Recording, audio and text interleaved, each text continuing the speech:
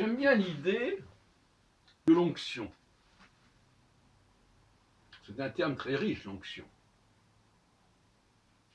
Puisque le Christ, c'est loin, L apostrophe O-U-N-T.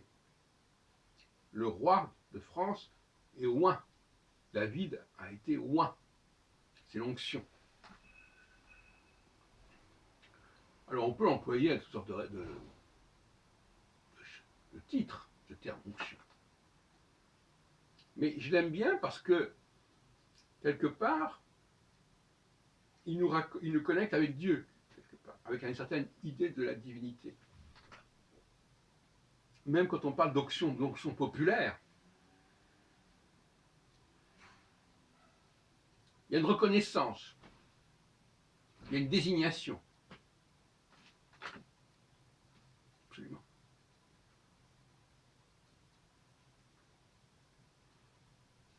En hébreu, le mot onction, c'est loin, c'est le Mashiach, le Messie. Il a été loin. Il a été choisi, il a été élu. Tout ça, c'est la notion d'onction.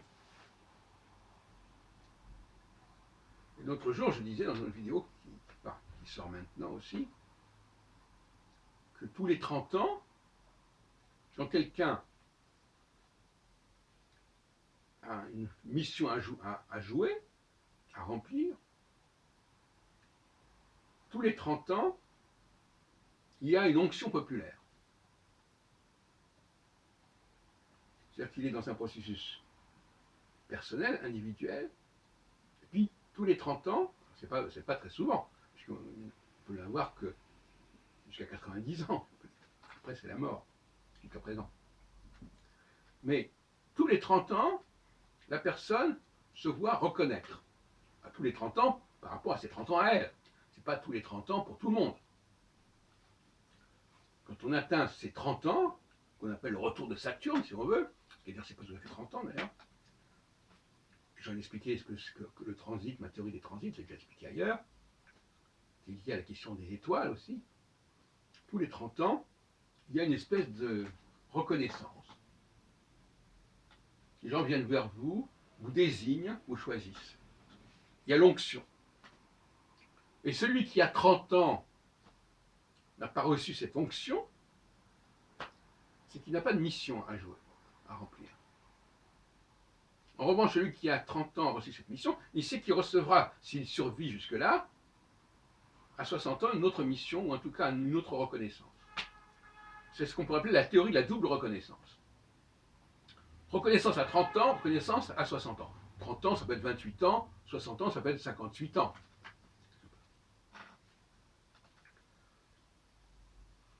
Et ça, c'est au-delà de la question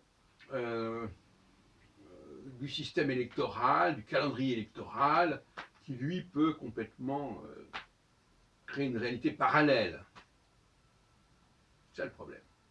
Je l'ai déjà dit plusieurs fois. Il y a une réalité astrologique, même si ce n'est pas une astrologie au sens des astrologues classiques, c'est une astrologie beaucoup plus limitée dans ses outils. Et puis il y a des systèmes qui sont inventés comme ça. Par exemple, les élections, l'âge de la retraite, l'âge de ceci, l'âge de se marier, enfin toutes sortes de gens. C'est tout le champ du droit. Le juridique fait problème pour l'astrologie. Et le constitutionnel, les élections, c'est de l'ordre du juridique, comme toutes sortes d'autres choses. C'est un carcan qui se substitue à l'astrologie. Et le triomphe du juridique, ce sera à la fin du XVIIIe siècle, avec les constitutions américaines, françaises, etc., et puis tout au long du XIXe siècle, etc. Et on peut y voir la cause du déclin de l'astrologie. Pour toutes sortes de raisons. D'abord parce que l'homme prend la mesure de sa capacité à fixer le temps, il n'y a pas besoin d'aller voir comment le temps est structuré, est organisé, c'est lui-même qui fabrique le temps. Donc il n'y a pas de problème, on peut dire. Deuxièmement, il fabrique une réalité qui n'est pas restituée par l'astrologie. Sauf par ces astrologues qui veulent à tout prix justifier les élections par l'astrologie, ce qui est un amalgame fâcheux. Donc,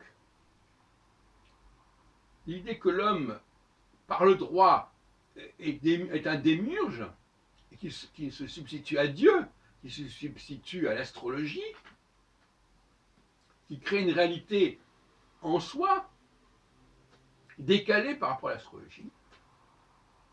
Donc ça crée une concurrence par rapport à l'astrologie, et ça crée des phénomènes dont l'astrologie n'est pas censée, n'est pas capable de rendre compte, puisque ça n'est pas de son domaine. Donc on se met en échec. Et le droit la met en échec, puisqu'il crée une réalité qui n'est pas d'ordre astrologique. À moins que certaines personnes veuillent croire que ce que crée le droit est forcément ipso facto astrologique, ce qui est une aberration totale que je réfute totalement. Bon. Il y a un conflit entre le droit et l'astrologie. Ou si on préfère, entre le droit naturel, qui est celui de l'astrologie, et le droit